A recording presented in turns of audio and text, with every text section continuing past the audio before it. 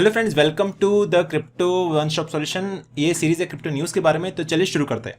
तो इस न्यूज़ में हम देखेंगे एफटीएक्स की तरफ से FTX crypto claim deadline September 29 is the cut off date for the lost funds recovery.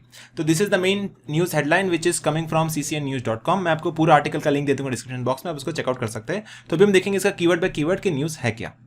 तो ये पब्लिश हुई थी news on 22 September on ccn.com। And इसका जो की टेक अवेज है, मतलब क्या क्या हाईलाइट्स है इस न्यूज़ के ऊपर, that is former FTX user can reclaim assets through a bankruptcy claim by September 29। तो जो भी यूजर्स के एसेट्स का लॉस हुआ था, फंड्स का लॉस हुआ था, ये फंड्स ब्लॉक हुए थे इस एक्सचेंज के ऊपर, तो यूजर्स अपने फंड्स को रिकवर कर पाएंगे बाय सितंबर 29। अभी चल रहा है डे 25 सितंबर के आसपास, तो 4 दिन बाकी है एंड यूजर्स इन 4 दिनों में अपना फंड्स को क्लेम कर पाएंगे by following some processes which is provided by the FTX exchange itself. तो काफी सारे प्रोसेसेस दिए हैं, गाइडलाइन प्रोटोकॉल दिए हुए कि आप ये सबको फॉलो करिए एंड आपको फंड्स को हम रिकवर करने की कोशिश करेंगे। तो उसके लिए एफटीएक्स ये बोल रहा है कि आपको इनकम टैक्स का डेटा देना पड़ेगा, अपनी सैलरी स्लिप को देना पड़ेगा। उसके बाद सारे फंड जो यूजर के ब्लॉक्ड है एफटीएक्स एक्सचेंज के ऊपर, वो सब फंड्स आपको रिट्राइव हो पाएंगे, आप उसको एक्सेस कर पाएंगे, इसको विड्रॉ भी कर पाएंगे। तो उसके बाद अभी होता क्या है कि एक्सचेंज पे अगर आप जब रजिस्टर करते हैं, साइन अप करते हैं, तो सबसे पहले आपको ईमेल आईडी चाहिए, पासवर्ड चाहिए एंड केवाईसी चाहिए एंड दैट्स इट।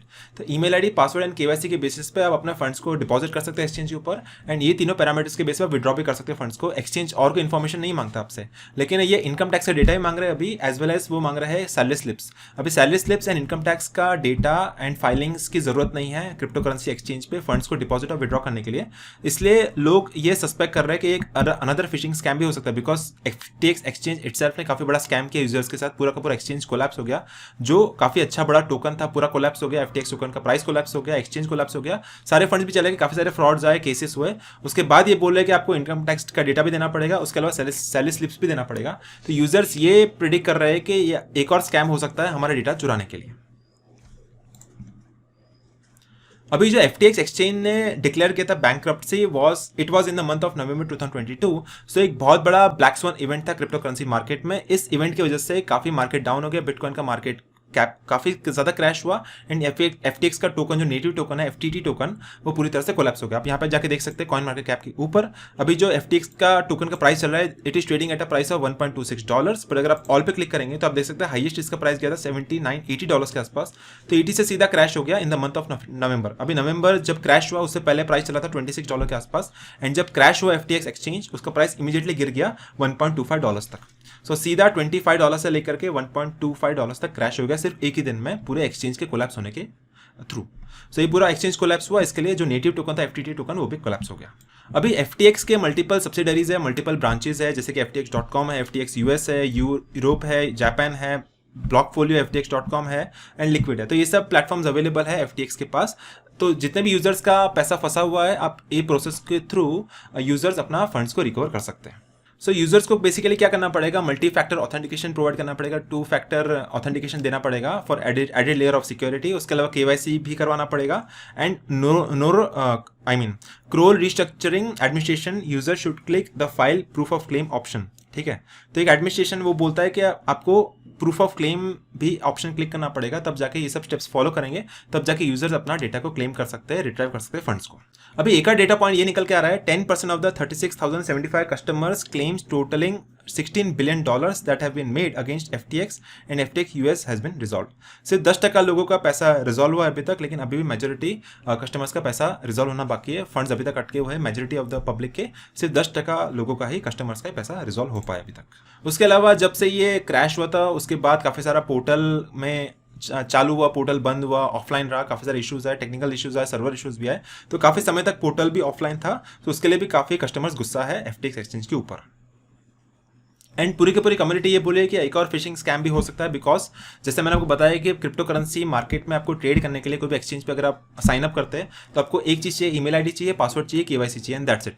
ये 3 के अलावा कभी भी क्रिप्टो करेंसी एक्सचेंज और कोई डेटा आपसे नहीं मांगता है। अगर आप का क्रिप्टो करेंसी एक्सचेंज बोल रहा है कि आपको हमें देना पड़ेगा, आपका सैलरी स्लिप देना पड़ेगा, इनकम टैक्स का रिटर्न देना पड़ेगा, तो कम्युनिटी पूरा बोल रही है कि एक और फिशिंग स्कैम भी हो सकता है।